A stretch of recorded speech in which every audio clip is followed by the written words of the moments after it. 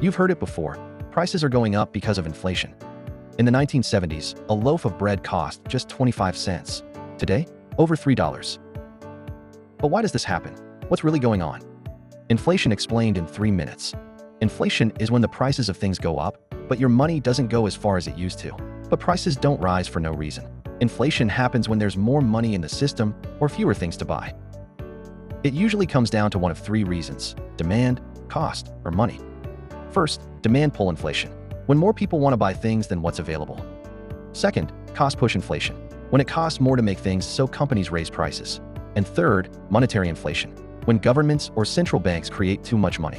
When more people have money to spend, whether it's from stimulus checks, tax cuts, or rising wages, demand goes up. But if companies can't keep up with that demand, maybe because of supply chain issues or limited workers, prices rise.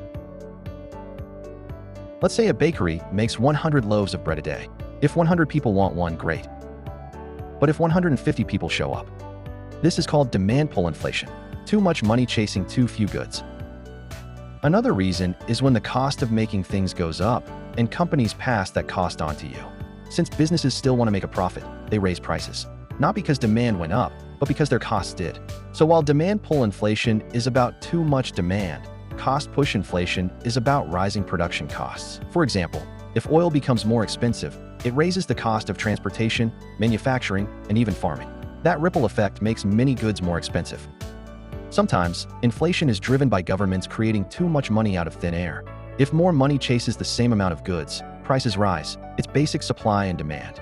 In extreme cases, this leads to hyperinflation. Just look at Zimbabwe in the 2000s. Hyperinflation happens when inflation spirals out of control and people lose faith in the currency itself. When that happens, people rush to spend money before it loses more value, and that only fuels inflation further. In most countries, inflation is controlled by the central bank, like the Federal Reserve in the US or the Bank of England in UK. The main tool they use is the interest rate, the cost of borrowing money. When inflation is high, central banks raise interest rates. This makes loans more expensive and slows down spending. When the economy slows down, they do the opposite: lower rates to encourage spending and investment. Most central banks aim to keep inflation around 2%. Not too high, not too low. Another way to fight inflation is by reducing the money supply, basically pulling money out of circulation.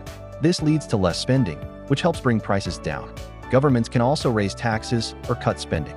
This slows down demand, which can help reduce inflation. So to recap, inflation means prices rise over time. It can happen when demand increases, costs go up, or too much money floods the economy. A little inflation is normal, but when it gets out of control, it can hurt savings, shrink buying power, and throw economies into chaos. Now you understand inflation, one of the most important forces in your everyday life. If you learned something new, hit like and subscribe to Mr. Know-It-All.